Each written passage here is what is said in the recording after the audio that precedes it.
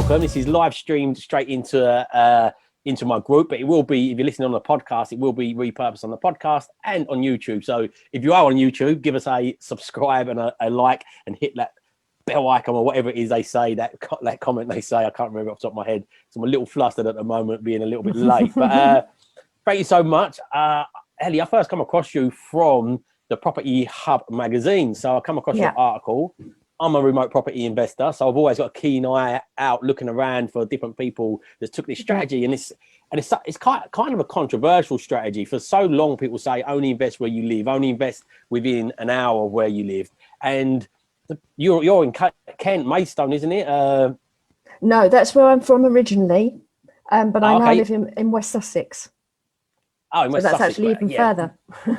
Yeah, okay, but even very similar. But when you live in these sorts of locations, if you invest locally or within an hour, like, don't give you much options unless you've got quite a lot of money or you want to do big developments and things like that. So yeah, I'm always keen to come across other remote property investors. But your story is really, really inspiring. So hope you've got a load of engagement. I shared your story in my group, and you've got quite a lot of engagement in there when I've done that.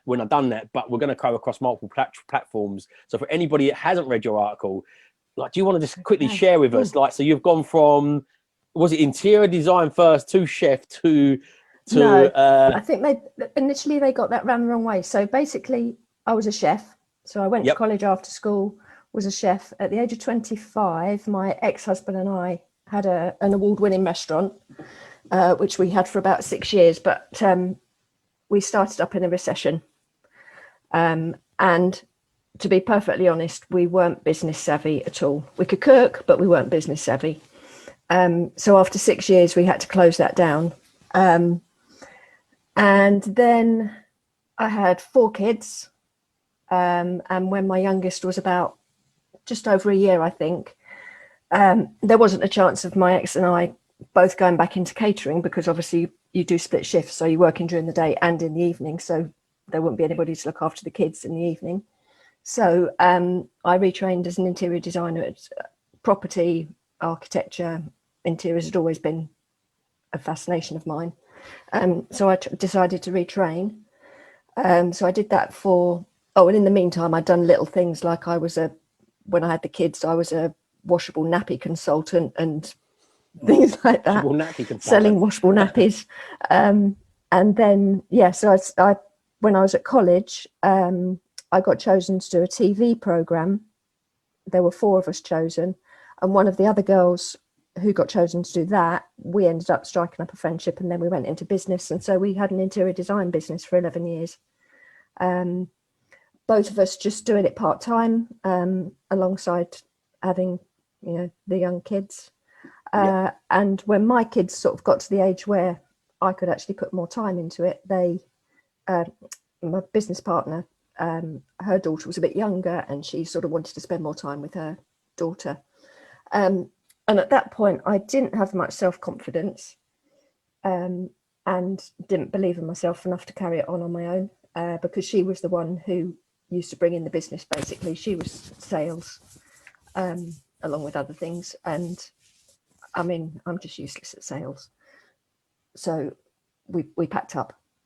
So I went back into catering. So I did that for a few more years, became head chef of a really lovely restaurant in Arundel in West Sussex. And then I became ill. I had a very strange session at work where I kept bumping into things and losing my balance and what have you. And sort of within about 2 hours, I couldn't stand up. Ended up in hospital, had tests and what have you, an MRI scan, and I had I've got a weird, not very common brain condition. And I just remember lying on the sofa because I couldn't stand up on my own. It was as if I drunk a lot of wine. And I just remember lying there, having Googled what I'd got, because the doctors didn't really tell me much about it. Absolutely petrified, because it can be progressive and you can end up in a wheelchair and all sorts of stuff. And thinking, well, how am I going to earn money? I don't know how I'm going to earn money. And at that point, so that was about, what was that now? About 4 years ago, I think. I didn't know. I mean, I'm not very tech savvy. I didn't know, about e-commerce or anything like that. And all I could think was, I'm going to be filling envelopes at home. That's going to be my job from now on, doing piecework, as they used to call it. And as I say, I'd always had a fascination with property and interiors and architecture. And I had always wanted to get into property. So prior to that, I had started educating myself, reading podcasts, and that's where I came across Property Hub. I read lots of, Rob Dick's books, and then just listened to podcasts and, all of that sort of stuff. Just started self-educating myself. So I did actually look into this before I became ill anyway. And so that was about back in 2012, I think. But then my mum became ill with Alzheimer's, so that put everything on hold. So I had about 6 years where I was sort of looking after my mum. Mum passed away in 2017, which left me a little bit of money. And I just thought, well, while I was lying there on the sofa, I just thought, right, well, this is it, I've got to go for it now.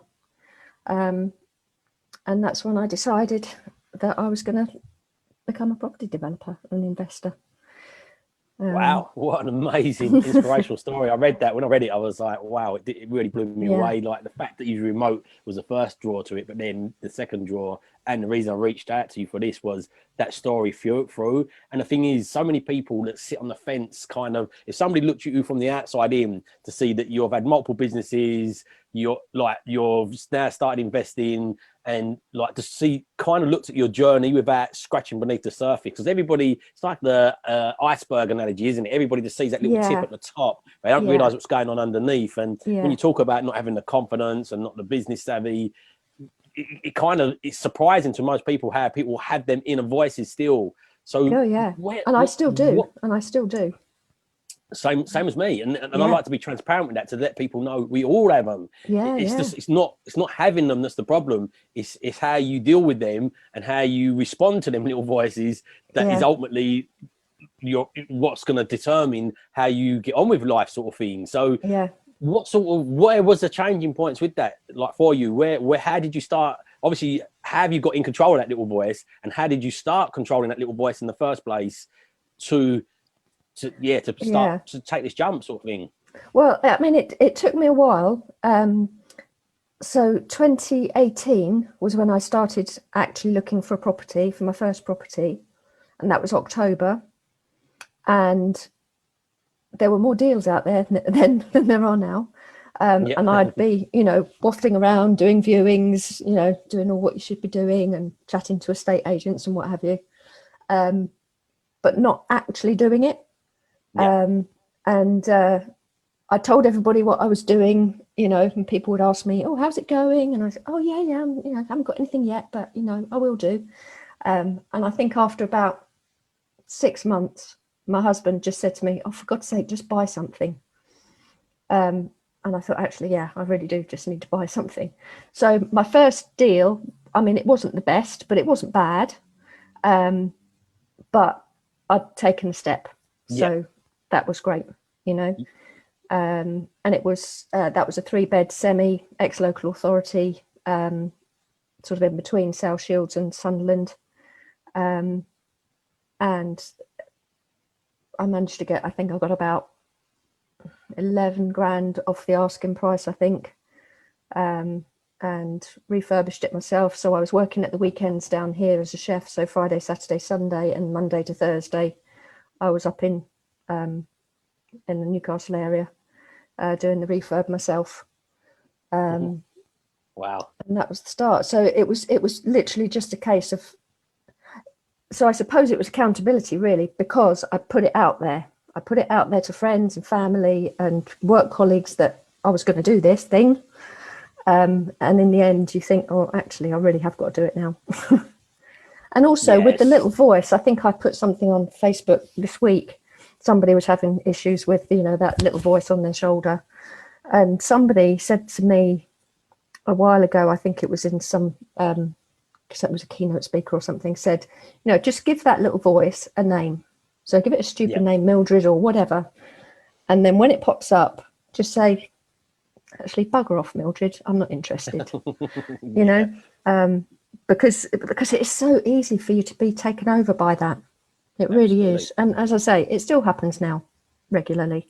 And the old imposter syndrome, and, you know, whether you call it imposter syndrome or not, you know, I think a lot of people, when they come from, you know, the corporate world or a job where they've, you know, worked their way through over the years, and they're sort of fairly high up in the business, or even if not, you know, they've got experience, and then you go and you start something new, you think, oh, well, I shouldn't really be here. I don't really know anything. But you know, you learn quickly, and you do actually know more than you think you do. After you know, a little while, you know more than you think you do. So. Absolutely. But the thing is, we quite often forget what we've done when we started our career, like when you started in any journey. Because you get so familiar with that. It's just familiar now, and you forget, like anything, whether you go onto a hockey pitch when my wife plays hockey for the first time, or whether you go to, like, whatever you do new, like there is a nerves of that. And whether, as you said, whether you call it imposter, whatever you want to call it, it's fear. It's a fear chemical. It's a fear chemicals that bubble up in our head.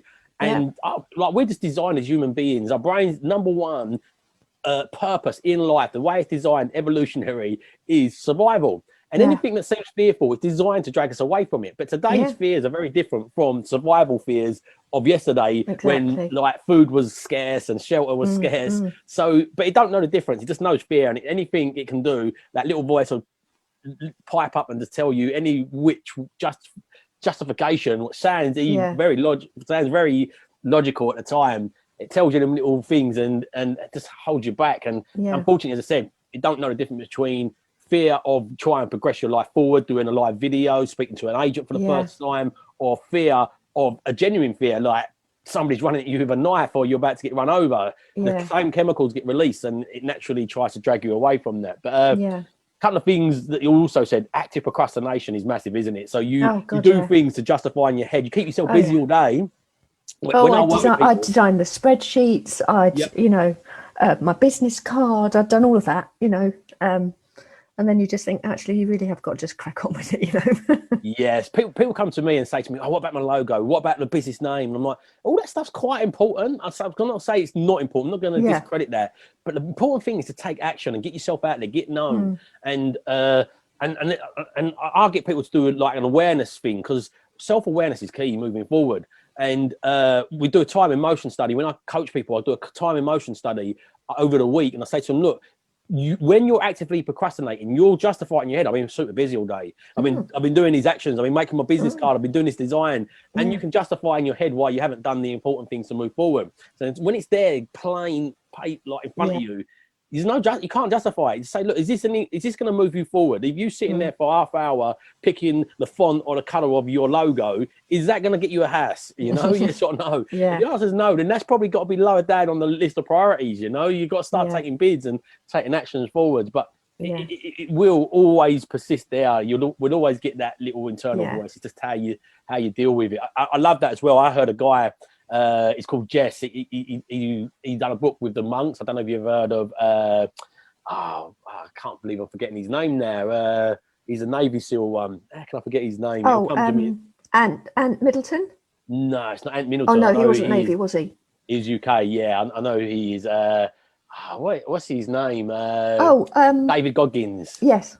Yeah, so he lived with David Goggins. It's Jez. I can't remember his surname. I'm not even gonna try because it's a weird one. But he lived with David Goggins, living with a SEAL, and he said it. He's got a little voice. He calls it Billy the Bully. He said, so when Billy the Bully pipes up, he just says, "Shut up, Billy. I'm not listening to you." But you've got to have these interrupts and pattern loops. And I'm massively encouraged. Like what you said there is such a big thing. I had like once a week now, I'm just trying to give a little bit back, and I'm doing free mentorships once a week, just a 20-minute call with people to try and encourage them moving forward. But at the end of the mentorship, I'm like, okay, go into my group, whatever you've written down there and you've said, you've got to go into my group and say you're going to achieve in the next week. So it's out there. Once you've published it out there, that's that group accountability. So knowledge alone is not going to get us forward anymore. Like if knowledge was the answer, we've got Google today, like we were talking about. We can just Google anything. We've got YouTube that tells you the steps. We've got the best trainers in the world on YouTube giving you detailed tutorials of how to do anything. So if knowledge on its own was the answer, we'd all be in the shape we want to be in. We'd all have the money we want. We'd all be as happy as we want. And like, because the answers are there for everything, and knowledge is important. I'm not discrediting knowledge, but it's only potential power if you put it into action. So you really need to learn these things, and that what you said there, that accountability, putting it out there, it jolts you into place, doesn't it? Yeah. And also the thing, you know, it's so easy to compare yourself to other people, which then increases the little voice. You know, you've just got to be so careful. And, you know, even if people are putting, you know, lots of people put stuff out on social media that's just all the glossy stuff, and they don't put out, you know, all the bad bits as well. I think people are getting better and realizing that, you know, putting your vulnerabilities out there is actually attractive to people, and it helps your social media as well as other people. But even when it's people who are saying how vulnerable they are and they're putting that out there as well, you still compare. And it might even be a strategy that you don't want to do. You know, you might be looking at people doing high-end HMOs and what have you and thinking, oh, you know, well, I've only got buy-to-lets. Or, you know, it might not even be something that you want to do, but in your head, you're still thinking, well, I'm not doing that. You know, I haven't achieved that yet. I haven't achieved that in 2 years. You know, just think about what you need, what you want, what your goals are, and aim for those. And then, you know, just try not to compare yourself with the other people, because as long as you're achieving what you want to achieve, then that's fine. Absolutely. It? You know, you might not need 10 got... grand a month, like some people are saying, right, yeah, I'm aiming for 10 grand a month income. You might not need that. So why compare yourself to somebody who needs 10 grand a month? You know? Yeah, absolutely. And it's difficult in today's world, isn't it? We've got such a materialism world. We've got such a marketing world where it's just marketed as kind of cool. There's an old wise tale of like the fisherman. I'm not going to say it all, but like this stockbroker or this higher business guy from America goes to Mexico, and he sits. There's this fisherman sitting at the front of his boat with his feet up midday, and the guy's like, "Can you take me out? Can you charter me? Go fishing?" He takes him out fishing. And it was his first job of the day. He starts asking him questions. He said, "You've got a fantastic thing here. If you just scale it up, if you do this and you emulate that and systemize it, do this, do that, you could earn this much money. You could take it public. You can do this." And he had all these business ideas. And the guy said, "Well, why would I do that?" He said, "So then you can sit back and spend some time with your family." He was like, "I'm sitting back all morning spending time with my family." He said, "You do what you want." He said, "I do what I want now." He's like, okay. So we always attach what...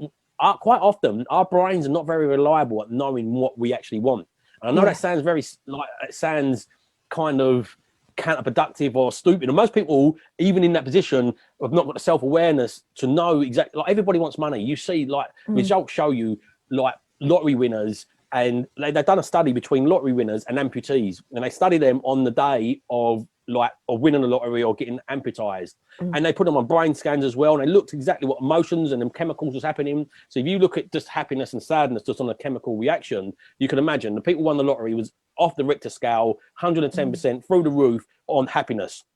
People obviously who had been amputized was at the other end of that, at the bottom of the Richter scale, at the other end of unhappiness. But then they come back and study them within a year and within 2 years, and I can't remember the exact study, but it's something on them lines. And the people that had been amputized was much more fulfilled in life because they'd let go, because they just come to the ones that come to terms with, not all of them, but a high percentage of it, because they just come to terms with just, look, okay, this is what it is, and coming to terms with that. There was a higher percentage of them was much more fulfilled in life than the people with just the money. And what a lot of people don't understand is so many responsibilities that just comes with money. Money is nice, money is important, but everybody's got a different level where they need to achieve with that, and different people like entrepreneurship, because of the internet today, seems like it's the new cool thing, and everybody wants to be Richard Branson today. And I think Richard Branson was the first guy that actually made it cool. I remember as a kid seeing him on his air balloons crossing the oceans, and I can't lie, that definitely had an impact on me watching that. Oh yeah, I remember reading his autobiography, you know,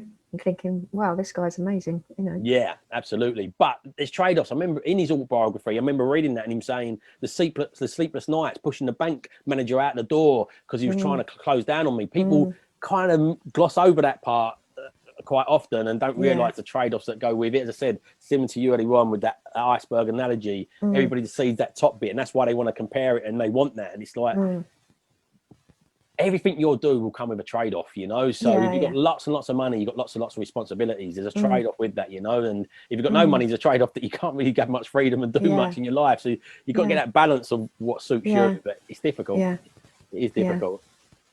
But back to property. So Yeah.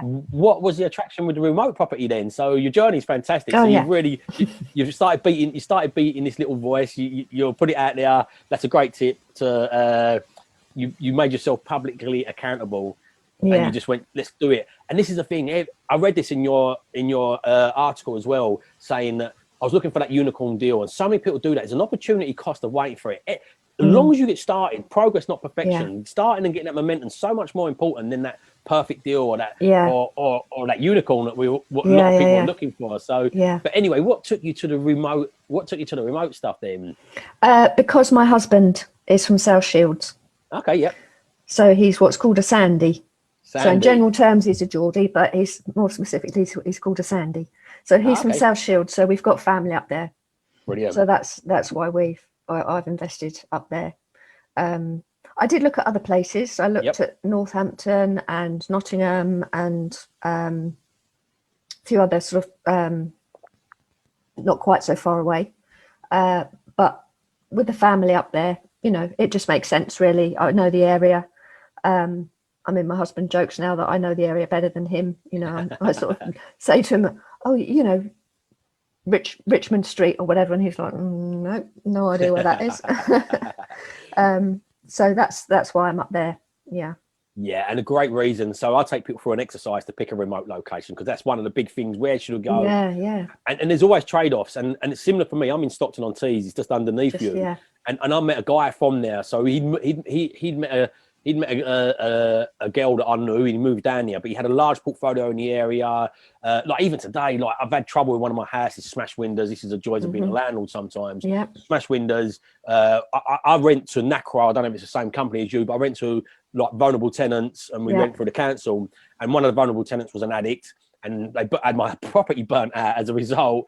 And now we just had it done up, and the windows are getting smashed. So the cleaner told us yesterday, oh, it's this like traveller family that are really dangerous, and they're targeting the house. They want to find out who the landlord is, blah blah blah. But again, he just knows everybody. He's grown up in the area. He knows all the scallywags, and he knows all the nice businessmen. He's really well respected. He's not a scallywag himself, but he knows all the sides of the fences. So straight away today, and I made a phone call to him, and do you know this family? He's like, yep. We'll try and find around to get their number so I can just speak to them. And if it is them, we don't even know it is them. But also the lady that works for him, similar again.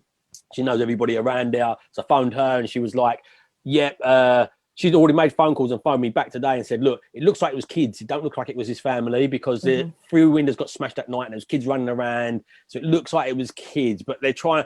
But that network in the area and that understanding of that area was absolutely critical. So for me, it's 4 hours away, and I did look at closer places, but that longer drive and the trade-off, as I said, there's always trade-offs. So I could drive 2 hours, but be slightly more money, slightly bit more expensive, and don't know the area or don't know anybody in the area, or drive the extra couple of hours and have somebody who really knows the area well, really looks after, really looked after my interests. And that trade-off was worth that for me. Yeah, definitely. I mean, with my next 3 properties, that's you know, we had trouble, as you saw in the article. It was broken into mid-refurb, and the kitchen was stolen. And, I had endless problems with those, with the whole process through COVID with them. But, the builder that I was using, again, he knows everybody in the area. His brother knows all the dodgy people, not like yourself. He's not dodgy himself, but he knows who they are. And within a few hours, they found out who it was. But unfortunately, the police couldn't pin them down. But, it's definitely, the people that you've got up there that make a big difference. That's exactly what I say to people. Look, if you know somebody in the area, especially if they know the area quite well, that's really a good starting point. If you don't, it's not impossible, because the powers of social media today is you can just go in Facebook groups and start connecting. And before you know it, you build out your network. So I met that guy initially, but he's quite old school. So I'm 43. I think he's about 6 or 7 years older than me. So he's not really on the internet the same as me. He's got his businesses. He's established. He's not really embraced it onto the same internet world as me. And he bought his properties years ago as a side hustle. Like, he's got loads of businesses and just bought 70 properties as a side hustle, which is not bad, is it? But since, because he's not really in that loop anymore, and he lives down here as well in the south, he's not in that loop anymore. I've built out a network beyond, like he introduced me to the area, he helped me, he guided me on the go-to places or not go-to places. Yeah. They helped me with the refurbs at the start, but as I grew and built up momentum, I didn't want to put the pressure on him, and also I wanted to get my own handle on it. Yeah. And I built my own team and network. But I'd say 80% of the network I've got today now, although it was starting with him, 100% was him at the start, is via the social media. And it's because I'm online, I'm active online, and people hold their hands up. I see other people in the area and just connect with them, and you just build that out. So even if you don't know anybody, it's still possible. But if you do, that's a fantastic starting point to get yourself going. And also, you know, when you first start looking at an area, I mean, you've got to visit, you know, you've got to go there. So get to networking meetings, you know, meet people. And that's how I got the letting agent for the 3 cottages that I've just finished. You know, and I wouldn't have done that deal if I hadn't met her, because, you know, it's universal credit tenants. It's a specialised area. You know, it's in the areas that people tell you not to go to, basically. And she's been doing, you know, she's been dealing with that sort of demographic for about 30 years. You know, she's great. She doesn't wait for things to get so bad that you end up in court. She'll, you know, if somebody's got an issue and they're not paying their rent, she'll go and talk to them and find out if there's a benefit that they're not claiming, or, you know, she'll help them out, you know, so that you can get your rent, you know.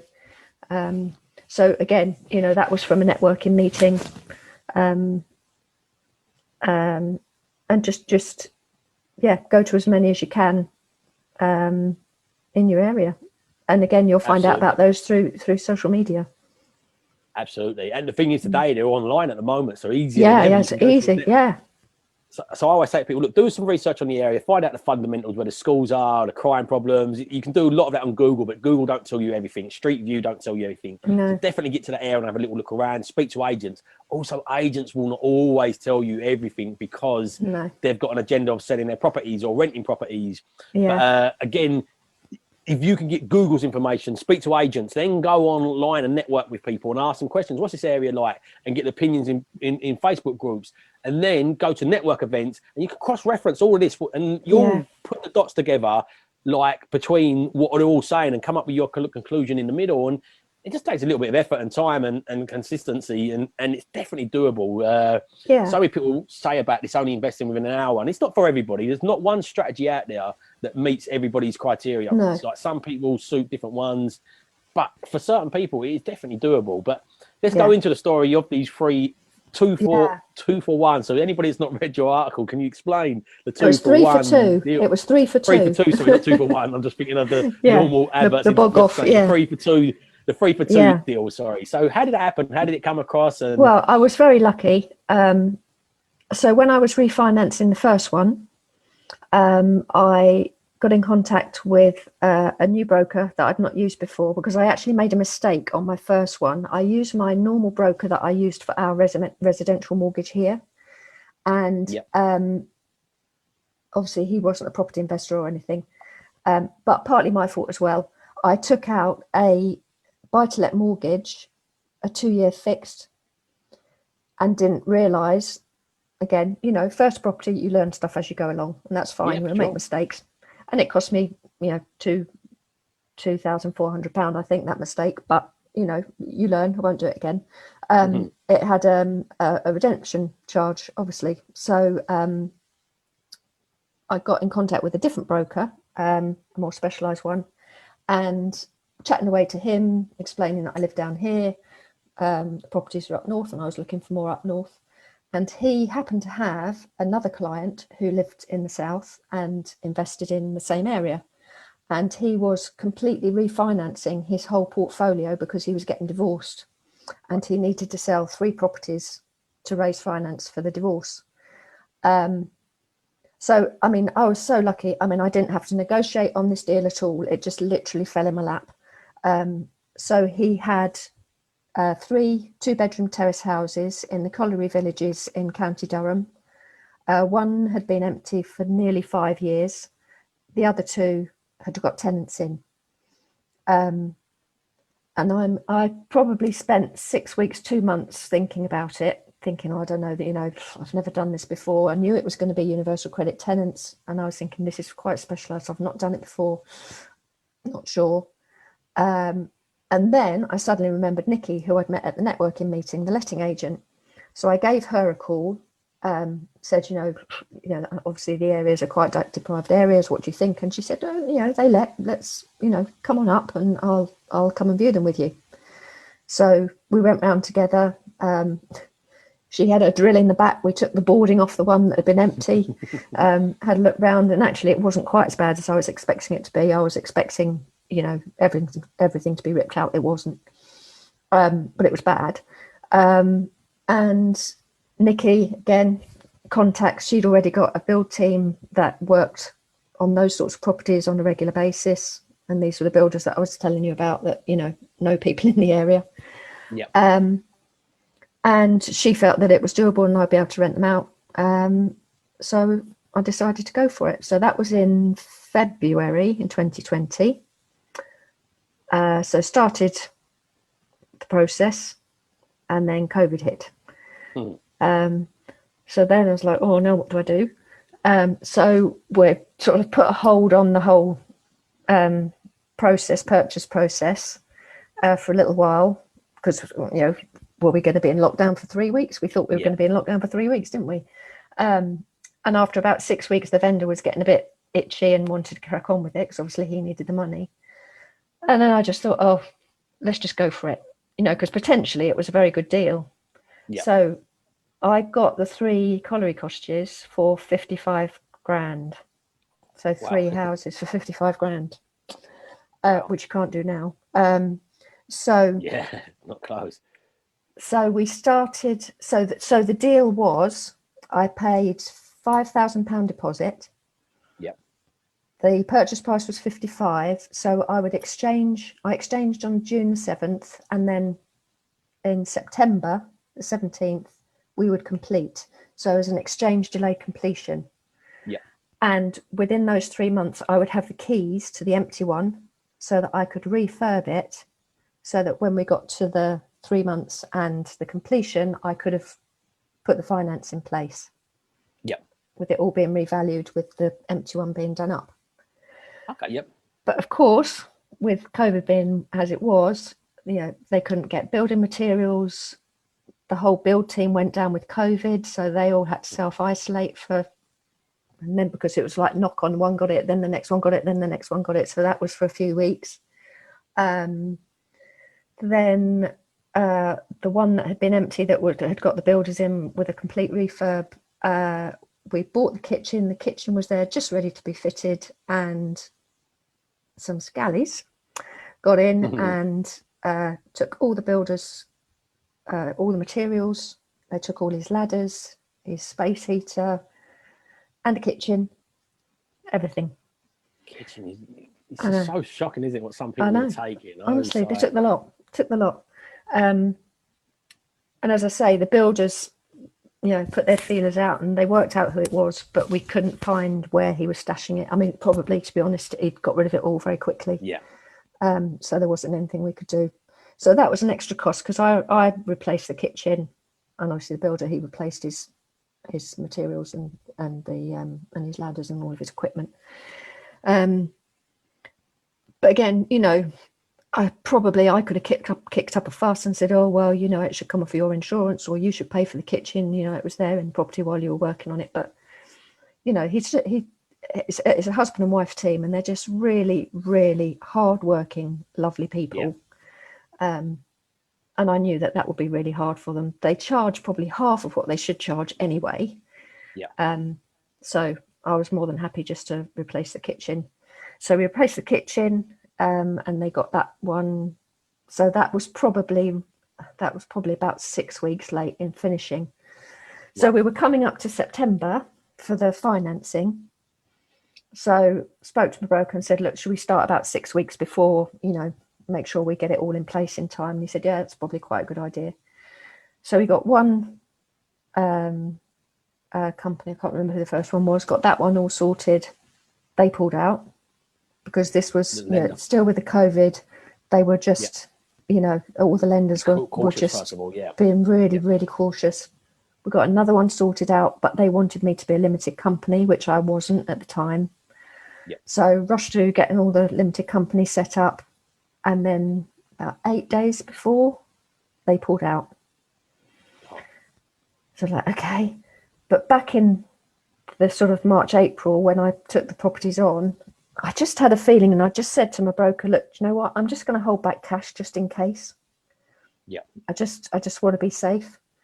And so when they pulled out, surprise, surprise, they would lend me bridging. Funny that. So I told them where they could go, and decided to pay cash. Managed to scrape together enough to pay in cash. So although it's meant my money's been tied up for the last 6 months in the properties, I mean, if I'd taken out bridging, it would have been a completely different story, because I would have had those repayments as well.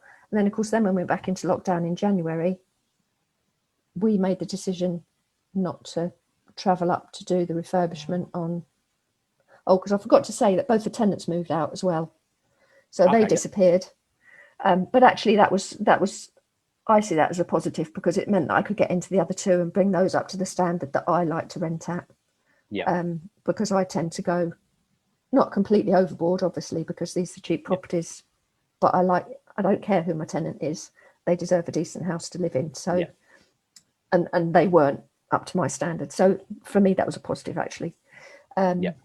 So because builders were in short supply, my husband and I went up and did the refurb on the other two. So the first one was ready sort of shortly after the one that the builders had worked on. But the third one we didn't get finished until last weekend. So it's been a long old slog. But that was because we decided to stay put down here for the 3 months through this lockdown, just to be safe, really, and to keep everybody else safe. So it's been a bit of a long old slog, but we're there now, and it's been very eventful. But you learn from all of this. Absolutely. I don't think there is mistakes. I think there's just learnings, isn't there? There's research and development, and some research and development cost you a bit more money. It's moving you forward. And I noticed you put in your article, you found your happy place now. So with these challenges, how's that worked out? Because obviously you worked in kitchens, and they're notorious. I don't know if all kitchens are like Gordon Ramsay's sort of. A lot of them are. When I was head chef, people used to say it was a hippie kitchen because we didn't shout at each other. We weren't Gordon Ramsay at all. I don't see the point, to be honest. You can still get the best out of yourself without screaming and shouting at them. Absolutely. But it's quite strange, actually, because in a kitchen you have to multitask the whole time. You've got to be prepping stuff, you've got to be cooking several different dishes at the same time, whatever. And that, I have to say, that's one of the things I found the hardest, is not multitasking. So when I'm working and doing admin and what have you, I'm like, all right, I'll just do that, and I'll just do that, and I've got several things on the go, and so many times I've been told it's not the most efficient way of doing it. So that's one of the things that I find a bit difficult. But so there's been a lot of learnings over the last year, that's for sure. But it's like I said, my happy place, I think, because I intended to do social housing when I first set out, and when I first set out my goals right at the beginning. My plan was to do single buy-to-lets, get some of that under my belt and a bit of experience, and then I was going to do HMOs. Slightly more cash flow, what have you, bring in my interior design skills. But then and then after that, I was going to try and do some social housing. But with this deal falling in my lap, it's happened sooner than I thought. And the plan was literally just because they were going to be universal credit tenants in those areas, it was going to be just rent them out, but it will be universal credit tenants. But through Nikki, my letting agent, we now work with the council as well. And so the two that are let, I've got people in there that have been fleeing domestic violence. So for me, that just feels right. It feels like I'm giving something back. I'm in an extremely lucky position that, I was left a little bit of money by my parents, and, I've been able to do what I'm doing now. So it just feels nice that, I'm able to give back, really. Not to say that I won't do other things as well, but Yep. you know, that I'm very happy with doing what I'm doing. Yeah, fantastic. I like renting to social housing. I Yeah. like renting to refugees. I like, and not just on a money basis. So many people, they're in the air with this and they go, oh, I want to rent to refugee. And I'm like, look, one refugee will come through and do something really terrible and they'll all get tired with the same brush, you know, where majority of them are fleeing a war-torn country and really, really horrible conditions. So like, of course there's going to be, there's odd bad brushes, odd bad people everywhere, you know. So I feel a sense of purpose when you help these, and we work with like ladies fleeing domestic violence, and it does give you a sense of reward with that. That said, with your interior design stuff, so have you seen a benefit with it? Because obviously social, like as you said, there's a limit. You've already said that already. There's a limit you can go with these style houses. You can't go over the top. Has that kind of worked as a bit of a hindrance where you've got an interior design background, or has it helped you? Or it's hard because I have to rein myself in. And I won't do a bland white box. I can't. You know, I can't because of my interior design background, but also I don't feel that gives a person the best environment. You know, these people are, you know, whether it's fleeing domestic violence, whether they've had a drug problem and they're trying to get their life back on track, whatever it is. For me, your home is your foundation, and that's where it all starts and finishes. And I think if you can design it with that in mind, so it might just be the right choice of a feature wall, or you know, bringing in you know, this doesn't even have to be real plants, you know, a bit of greenery. You know, it's quite simple things, you know, as much like I always I always put curtains or blinds, I always do lampshades, because again, you know, the people that have come into my properties literally have nothing. You know, they have a few clothes, they've escaped, they've got nothing. So they do get a furniture pack from the council, but that doesn't run to curtains and what have you. And I'll tell you why I do the curtains. I used to work in a kitchen with a girl. She was 17, I think, and her mum was an ex-heroin addict. She was one of 7 children from 5 different dads, I think. Oh, wow. And I used to give her a lift home, and she just moved to a different flat with her mum. So there was only her and her sister who lived with her mum. And she just moved to this flat, and she said, oh, I've told her, don't you dare put a sheet up at the window. Don't you dare, I won't allow you to put a sheet up at the window. And this is the situation these people are in. They don't have any money for curtains or blind or anything. And to me, it's not a home. If you can't, you know, if you can't pull your curtains at night, it's not a home. So for me, I've got to do, you know, blinded curtains, lampshades, decent carpets, you know. With this last one that we've just finished refurbing, the kitchen, perfectly good condition, dated, but perfectly good condition. I so wanted to change the doors or rip it out or even just paint it. But I managed to hold back because it is a perfectly good kitchen. You know, it would have looked lovely in navy blue, but you know, you don't need to. You know, and the bathroom's been done nicely. You know, there's feature walls, just add a bit of colour and a bit of warmth to the property. It's got the curtains. You know, it's a home rather than a house already. So, yeah, I did manage to rein myself in. Yeah, well done. I'm not an interior designer, but I can imagine if you was, you've obviously got to take emotion out of it to some degree. I like giving nice homes to people, but you've got to kind of get to some sort of balance with that. But yeah, the interior design, I'm not sure if I should even ask this. Kinky boots, interior design. How did that come about? If it's a really weird one, we'll just pass on. No, it's not. Well, my business partner had a thing about boots, not weird boots. Just every season she had to buy a new pair of winter boots. And bizarrely now, my branding is starting, and people know me because I wear DMs all the time. Yep. So I've got, flowery DMs, bright yellow ones, bright orange ones. I've got loads and loads of DMs. So it's for both of us really that we both like boots. And we were trying to think of a name, and it's like join your initials together and stick interiors on the end. It's all really boring. And there's a film called Kinky Boots, and there's a song from the 60s, I think, called Kinky Boots. Yeah. And we just thought, well, do you know what? As long as it's got interiors or interior design at the end of it, it doesn't really matter what you call yourself. So we went with that, and it used to get us remembered anyway. Absolutely, stands out, does it? Even for me, when I read it, I was like, oh, wow, where did that come from? I wasn't sure I want to ask the story, but it definitely did stand out. But what a fantastic story. So, also read you're from grammar school, all girls school. So So what do you see, like at the moment? This morning I walked my son to school. You have been researching. I've done a little tiny bit.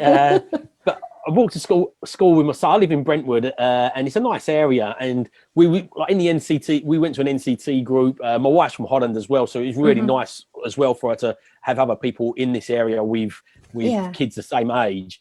And like obviously it's that stage now. He's 3 years old, and they're all talking about. And she plays hockey as well, so she's got other few mums there. They're all talking about schools and what schools you want to get into. And one of them from this NCT group is going to church, because one of the best schools in Brentwood is a church. Like you have to go to church for this, and they're going to church.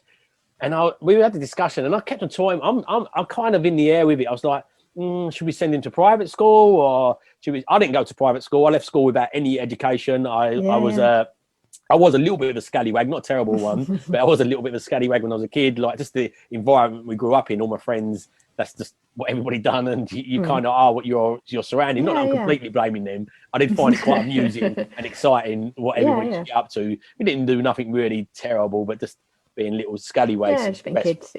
Being kids. But the area we grew up in, I left school before we finished. I thought I was going to go off and be this something, which I didn't end up becoming in as quick as I thought I would. But it's always that debate, isn't it? When you get in the entrepreneurial cycle, some people say, like, I think Oscar Wilde says, don't waste a good education on schooling, or something along them lines. I can't remember if it is even Oscar Wilde. But there's different purposes. I think, look, if you want to be a doctor, you've got to go to school, you've got to go to university. My wife's university, so she went to university, she's educated in that way. Yeah. And the conversation comes between me and her, like, well, he's got to go to university. And I'm very much, we just got to find out what he wants. But unfortunately, at 16, when you're leaving school, you don't often know what you want, unfortunately. But we've got to try and find what he wants. I don't want to push him into business because I like business. But vice versa, I don't want him pushed to university because you like university. There is certain skills that definitely require university. And there's some that don't, I believe, and you can go and get self-education and get further ahead with that. But what's your views coming from a grammar school? Do you think there's been benefits? Like, I'm obviously coming from a public council estate school, leaving early, so my view might be just completely biased and weighing in my direction unconsciously. So, what are your views around coming from a grammar school and the benefits? So this was in Maidstone in Kent, and Kent still have grammar schools. So I went to a school which my parents picked, which was just a little primary school, 100 kids, which they picked deliberately because the catchment area encompassed the big council estate in Maidstone. Because their belief always was that in life you have to get on with everybody. Doesn't matter what social demographic they come from. You're going to meet people, and you're going to have to be able to get on with them and converse with them and what have you. So they deliberately sent me to that school, and actually it was a brilliant school. Then I went to an all-girls secondary school because you went to grammar school at 13. Now my sister was very academic, and I wasn't really.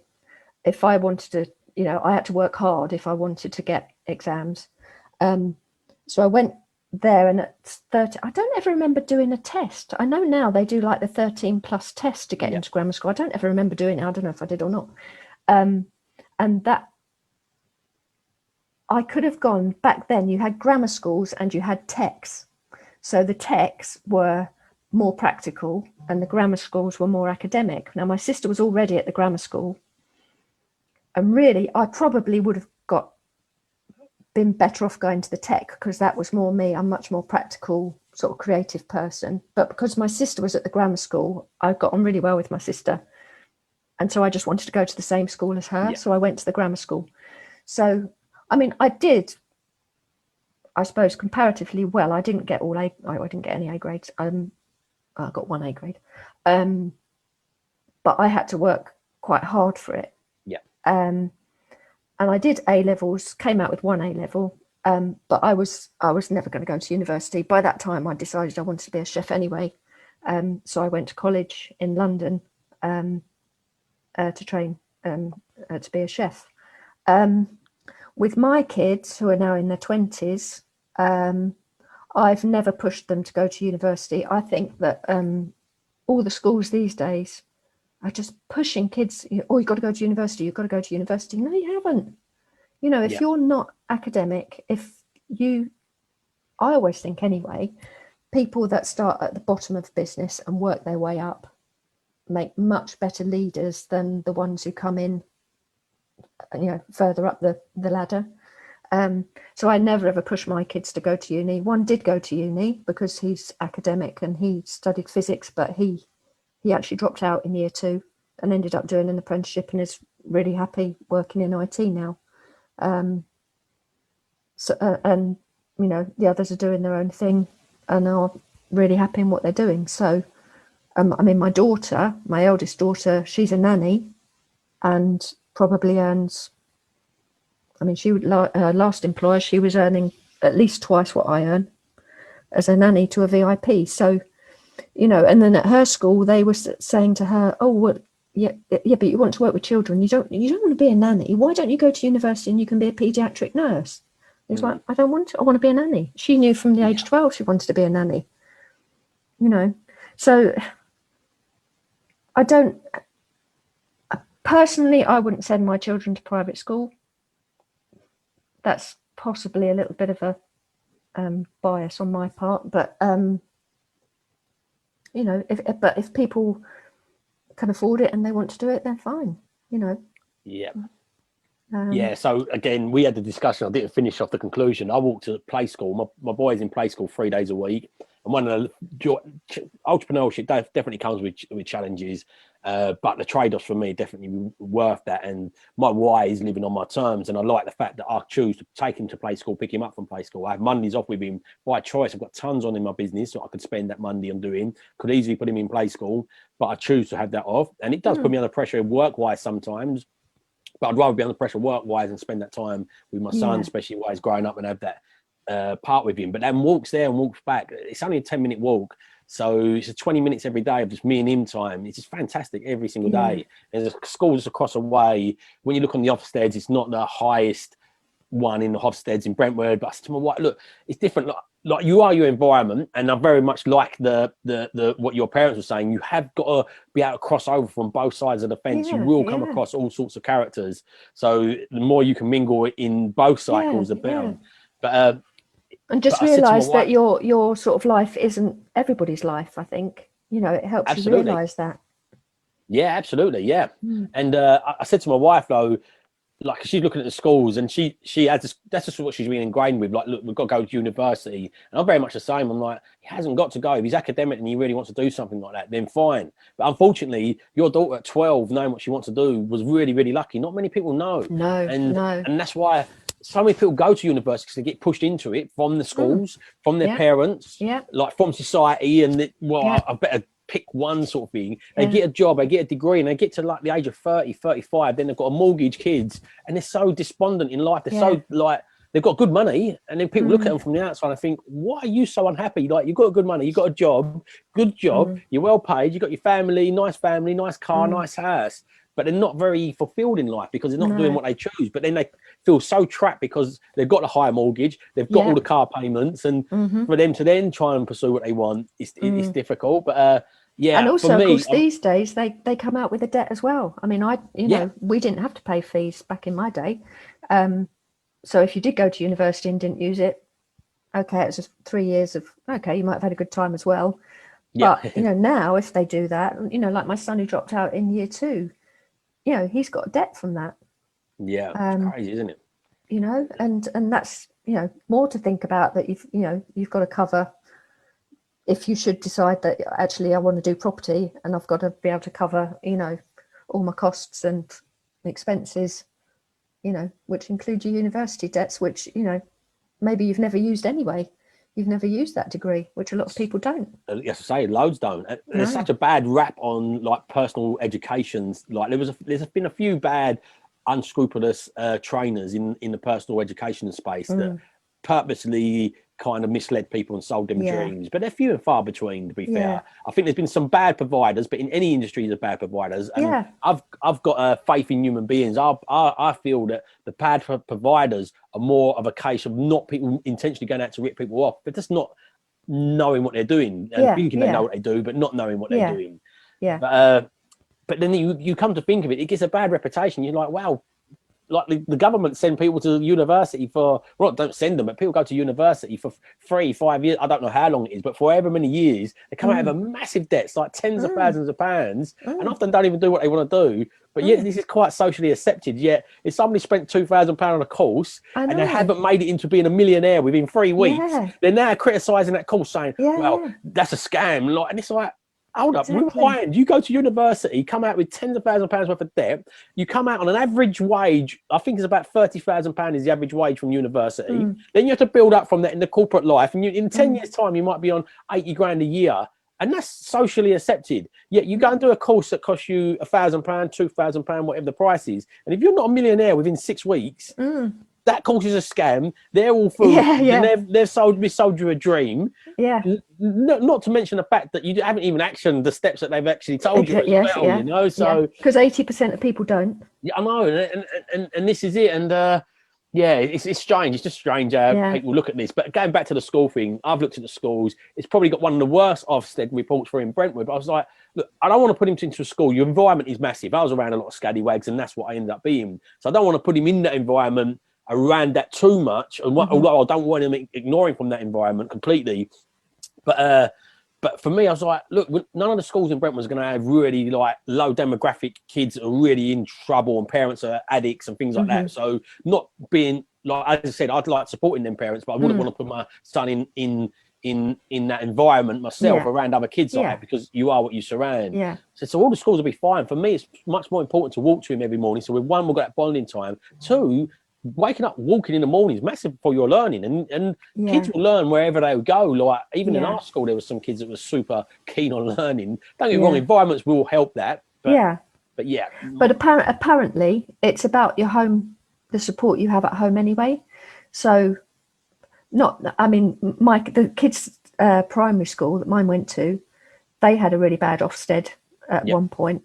And my view on it was, well, actually, the council's going to give that school help now. They're going to get sorted out. You could send your kid in, reception to a really good school with a really head teacher. That head teacher could go the next year. And it could dip. So it's, it could go either way. But going back to the university thing, for me, when we had the restaurant, we used to employ people and what have you. And when I was head chef, I used to employ people. To me, I don't even look at qualifications. It's the person's attitude. And if they've got the right mindset and an aptitude for hard work, and got the right attitude and want to learn, that's great. That's what I'd take. I'd take attitude and eagerness over qualifications any day. Yeah, and you can't train eagerness and attitude, to be fair. No. And I will. There is the odd role I have to look at. Like there is the odd thing. Like if you want a plumber to come out, a gas engineer, you've got to make sure you're qualified. But in general, I'm the same. I look at people's attitudes. You can train someone with a good attitude. I look at their profiles as well to see what if they're not academic, no matter what their attitude is, there's no point trying to train them into an academic role. So I look at what their profiles are, if it's suited to them. And I'm very much the same. But going back to where I was saying, I'm going to take him to the school where I can walk him now. I study this as well. I study performance and the mind, how you learn. And there is a massive thing with that. With the home support, us walking now, we can talk about these things. Exactly. And rather than jumping in the car, rushing through the traffic to get through the school run and then pressuring them to get their grades. So I'm taking a little bit of a different view, but I thought it'd be interesting to hear your view. Yeah. So we're coming up to an hour. We was 30 minutes late anyway, so I do apologise for the tech issues we had this morning. The powers of the internet and Zoom held us a little bit ransom this morning. I've got a couple of closing questions to wind us down. I really enjoyed this today, so thank you very much for being patient with the time. But quick little quick fire questions at the end to end this. So name one book that you've read that hasn't been property, because you said you read loads of property stuff, you've done your education. So one book that you've read that's not property related, but it's had an impact on your...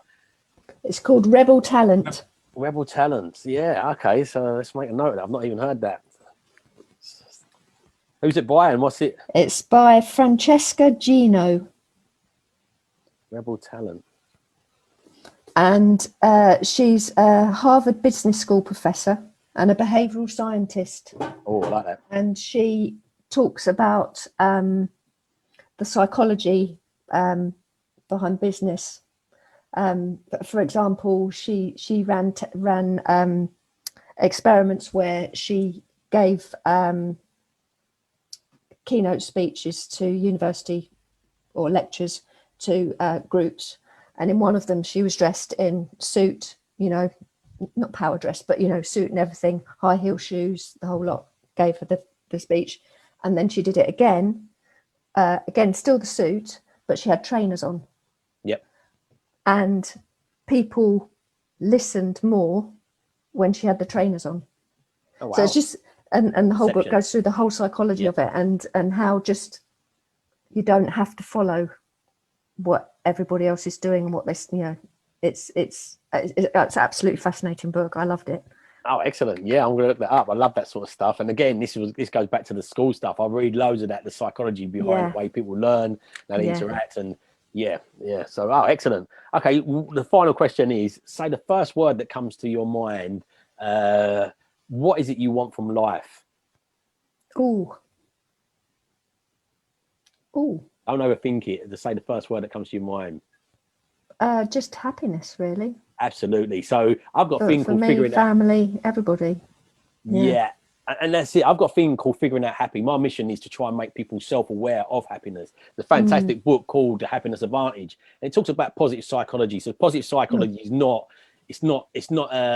I'll send you a link to a little video. He's a TED Talk as well after this. And again, this is my mission. I want to try and get people aware of this. But positive psychology is not telling yourself I'm rich, and then looking at your bank account and you've got zero in there, like that's just like your subconscious mind will say that's BS. Positive psychology is looking for the solutions and have that positive minds frame, but also it's your state of being. So if you just study positive psychology and our psychology, the more you're releasing happy chemicals, the more you deal with things better. And the more you're releasing negative chemicals, the less better you deal with things. And in the book, it shows you loads of examples of these. So if you can then just understand how to try and alter your states and respond to emotional states, because we're emotional beings and we do things we justify it logically afterwards. So if you can learn how to recognize these, interrupt that pattern loop, like you said with your fear things and putting it out there, interrupt them little voices and these emotional states, the better you're going to navigate. And without question, science is proving your relationships are better, your careers are better, your businesses are better,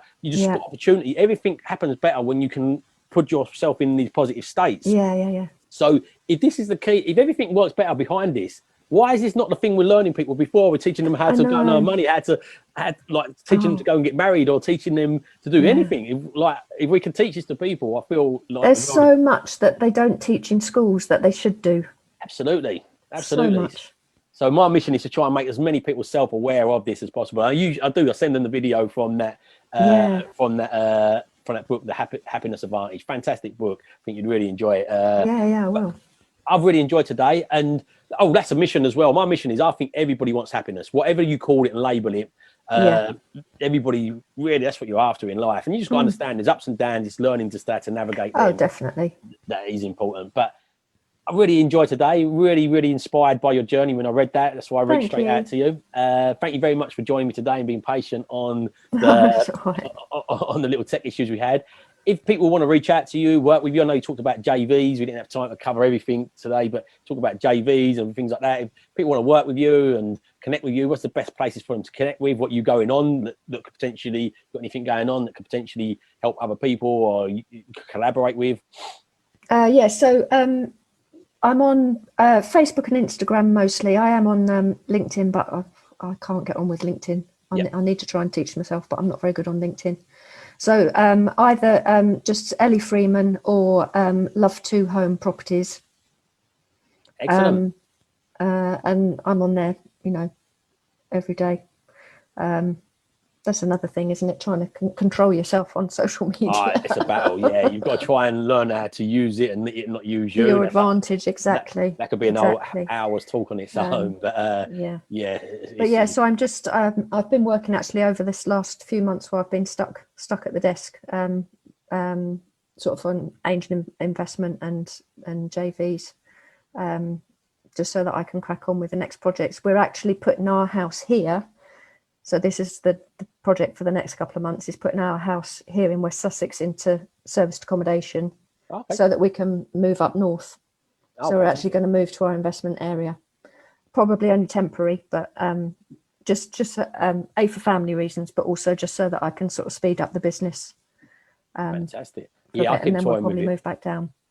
I keep trying with my wife's from Holland, and she's made a big move already. So she works in London, in the city, in Angel, and she's like, I don't want to move again. I can't work I have to find a new job, new network again.